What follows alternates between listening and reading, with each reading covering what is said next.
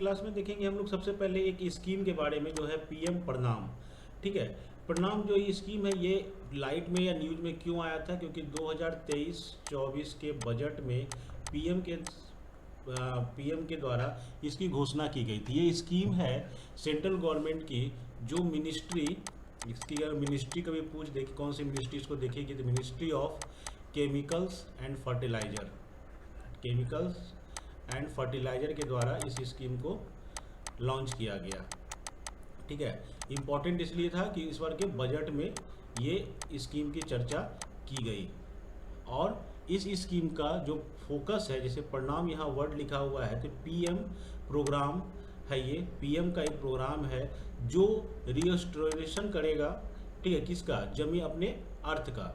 ठीक है। तो उसको अर्थ की जो फर्टिलाइजर पावर है उसके जगह पर जो हम लोग वहाँ पे केमिकल फर्टिलाइजर यूज करते हैं उसको, उसके यूज को रिड्यूस करने के लिए एक अवेयरनेस प्रोग्राम है ये। ठीक है। कि जो किसान के द्वारा फर्टिलाइजर यूज किया जाता है उस फर्टिलाइजर को यूज करने की से कम यूज करे और उसके जगह पर वो बायो फर्टिलाइजर या ऑर्गेनिक फर्टिलाइजर का यूज करे। इसका ये ऑब्जेक्टिव है।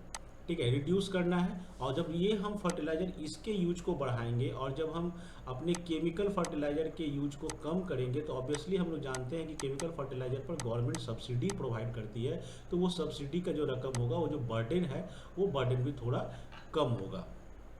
ठीक है। इसके लिए जो बातें बोली गई हैं इसके लिए कोई अलग से बजट नहीं बनेगा। ठीक। ये it will be financed by the saving of existing fertilizer subsidy. जो सब्सिडी का फाइनेंस अभी सब्सिडी अलाउंस मिलता है स्टेट को, उसी से इसको भी रन कराया जाएगा। और 50% सब्सिडी जो है सेविंग, जो सेव करेंगे, जो जितना सब्सिडी स्टेट ने सेव किया उसका 50% उस स्टेट को ग्रांट के रूप में मिल जाएगा। इसको ऐसे समझते हैं कि मान लो कि कोई स्टेट जो है, कोई भी स्टेट, वो अगर 10 लाख टन, ठीक है, फर्टिलाइजर, जो केमिकल फर्टिलाइजर है वो यूज करता था और उसने अवेयरनेस प्रोग्राम के तहत 3 लाख टन जो है वो कम यूज करवाया, मतलब उसने लोगों को जागरूक किया कि आप लोग केमिकल फर्टिलाइजर यूज मत कीजिए, आप उसकी जगह पर बायो फर्टिलाइजर यूज कीजिए। तो इस प्रकार से 10 लाख का आपको टारगेट मिला था, 10 लाख में 3 लाख आपने बचा लिया। और इसका अगर हम मान लें, सब्सिडी मान लें, तो टोटल सरकार आपको 3,000 करोड़ रुपया दे रही थी। तो इसका 50%, यानी कि इसका 50% मतलब हुआ कि 1,500 करोड़ जो है वो रकम उस स्टेट को एज ए ग्रांट मिल जाएगा। ठीक है। तो ये प्योरली एक अवेयरनेस प्रोग्राम है। जो बेसिक चीज़ें हैं इसमें, जैसे प्रणाम को जो स्टैंड कर रहा है वो है PM program for restoration, awareness, यहाँ जागरूकता फैलानी है, nourishment and amelioration of mother earth. जो अर्थ है उसका आपको रिस्टोर करना है, उसको लेके लोगों को जागरूक करना है, उसके नरिश करना है, अमल करना है, ये अपने मदर अर्थ को करना है। इसका बेसिक जो फंडा है वो फंडा यही है कि केमिकल फर्टिलाइजर के यूज को कम से कम किया जाए। दूसरा जो हम लोग लिए इस जुलाई में ही, क्योंकि जुलाई में 22 जुलाई का दिन है आज, तो 22 जुलाई के दिन को ही हमारा जो नेशनल फ्लैग है उसे अडॉप्ट किया गया था। तो क्वेश्चन यहाँ पर 2-3 बना। पहला, किस दिन हमने अडॉप्ट किया अपने ट्राई कलर फ्लैग को, तो वो किया था हमने 22 जुलाई 1947 को। इस डिजाइन को किसके द्वारा अडॉप्ट किया गया था? इस डिजाइन को अडॉप्ट किया गया था कॉन्स्टिट्यूएंट असेंबली, जो संविधान को बना रही थी, संविधान सभा, उस संविधान सभा के द्वारा इसको अडॉप्ट किया गया। अब हम अगर अपने नेशनल फ्लैग के एवोल्यूशन को जानें कि किस प्रकार से हमारा नेशनल फ्लैग जो आज हमको दिख रहा है उसका सफ़र किस प्रकार से रहा, अगर स्टार्ट करते हैं तो पहला देखेंगे 1906 जो स्वदेशी आंदोलन हुआ था। आप लोगों को पता होगा कि 1905 में बंगाल का विभाजन होता है और बंगाल के विभाजन के विरोध में स्वदेशी मूवमेंट चलाया गया था। ठीक है। स्वदेशी मूवमेंट को या बाइकॉट मूवमेंट, बाइकॉट स्ट्रगल चलाया गया था। उस स्ट्रगल के दौरान, ठीक है, पारसी बागान जो स्क्वायर है, पारसी बागान स्क्वायर कहाँ है? ये कलकत्ता में है। कलकत्ता में पारसी बागान में पहली बार इस फ्लैग को होस्ट किया गया था। ठीक है। तो हमारा फ्लैग उस समय इस प्रकार था, जिसमें आपके कमल के फूल बने हुए थे, बीच में वंदे मातरम लिखा हुआ था, क्योंकि वंदे मातरम उस समय का नारा था। रविन्द्रनाथ टैगोर द्वारा वंदे मातरम गाते हुए गलियों और सड़कों पर निकला गया था। तो ये फ्लैग 1906 के दौरान बनाया गया।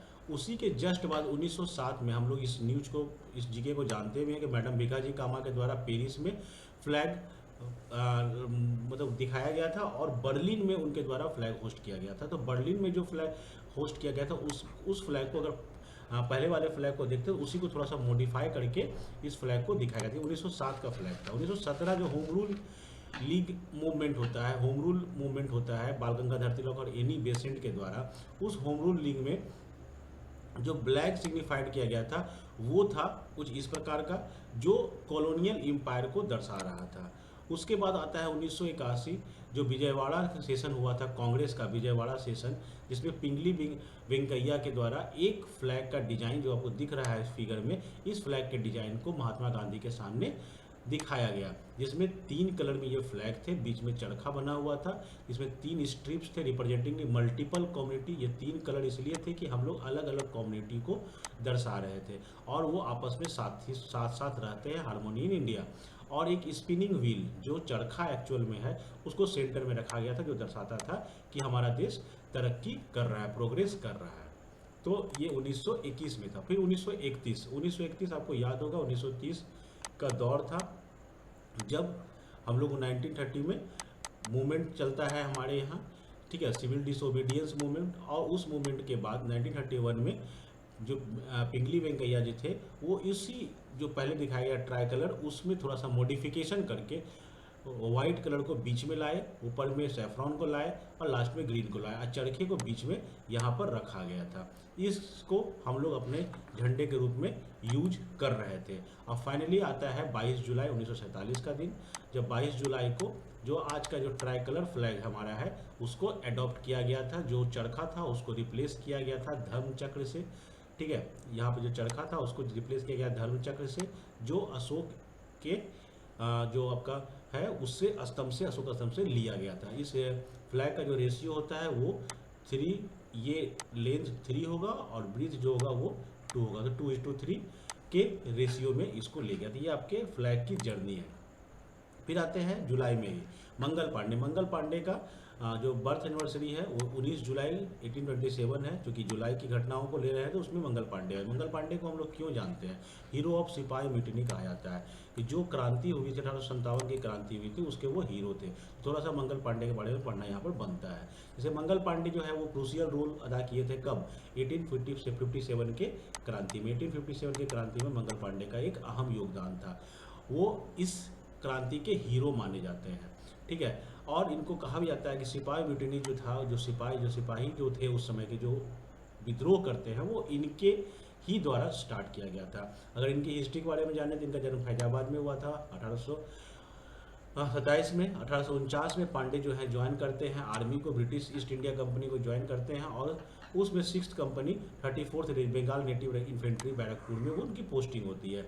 मार्च 29, 1857 में मंगल पांडे जो घटना होती है वो एक्चुअल होती है, जो इनफील्ड राइफल होता है उस राइफल को चलाने से जो सिपाही रहते हैं वो मना कर देते हैं, तो मंगल पांडे उसको लीड करते हैं और उस मना करने और उन पर एक्शन होने पर वो अटैक कर देते हैं अपने रेजिमेंट के ऑफिसर्स पर। वो अटैक कर देते हैं 2 ऑफिसर्स को और दोनों को उनके द्वारा शूट कर दिया जाता है, जिसका रिजल्ट ये होता है कि उनके खिलाफ वारंट निकल जाता है, उनको पकड़ने की कोशिश की जाती है और फाइनली उनको अरेस्ट कर लिया जाता है। मंगल पांडे को फिर फांसी की सज़ा सुनाई जाती है जो 18 अप्रैल को हुई थी, ठीक है। मंगल पांडे को 18 अप्रैल को फांसी की सजा सुनाई गई। But fearing the outbreak of large scale of revolt the Britishers moved this execution on 8 अप्रैल। ध्यान से समझना, 18 अप्रैल को हम लोगों ने फांसी की सजा का डेट था, बट अंग्रेजों को ऐसा लगा कि उनके गिरफ्तार होने से काफ़ी बड़ा क्रांति का रूप ले लेगा, इसलिए उनको इस डर से 8 अप्रैल को ही फांसी दे दी जाती है।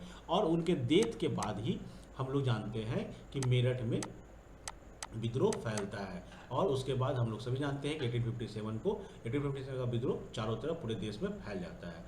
भारत की जो सरकार है वो 1984 में मंगल पांडे को ऑनर करने के लिए उनके नाम का पोस्टेज स्टैम्प इशू की थी, जिसको हम लोग जानना चाहेंगे यहाँ पर। उसके बाद जुलाई में ही आते हैं, 16 जुलाई को जन्म हुआ था अरुणा आसिफ अली को। अरुणा आसिफ अली को हम लोग ग्रैंड ओल्ड लेडी के नाम से जानते हैं। एक नाम और बताना चाहेंगे यहाँ पर, ग्रैंड ओल्ड मैन के नाम से हम लोग किसको जानते हैं, अगर आपको पता है तो आप इसे कमेंट सेक्शन में लिख सकते हैं कि ग्रैंड ओल्ड मैन के नाम से भारतीय इतिहास में किस व्यक्ति को जाना जाता है। तो ग्रैंड ओल्ड लेडी के नाम से इनको जाना जाता है।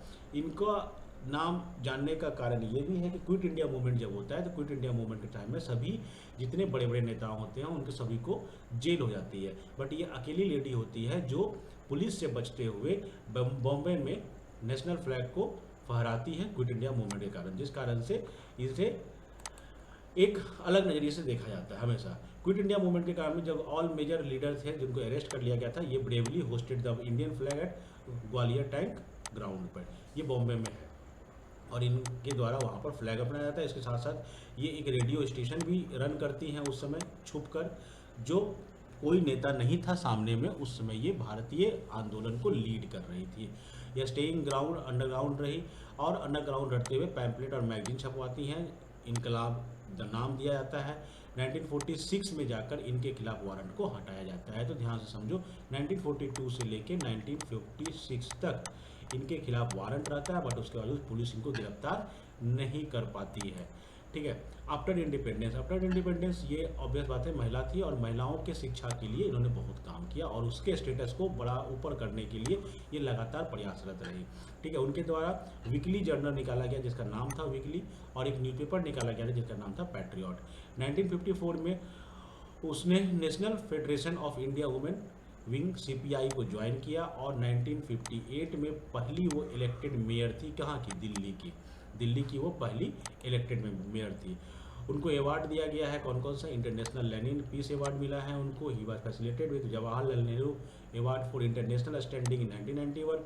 ही वाज अवार्डेड पद्म विभूषण 1992 और भारत रत्न भी इनको मिला है 1997 में। तो होप आपको ये सेशन जो शॉर्ट में आपको कई प्रकार के जीके जो जुलाई से रिलेटेड थे उस जीके की वजह से बताया गया, जो आपको अपने आने वाले एग्जामिनेशन में काम देंगे। तो हमारे साथ बने रहें, देखते रहें। Thank you. चैनल को सब्सक्राइब करना ना भूलें। चैनल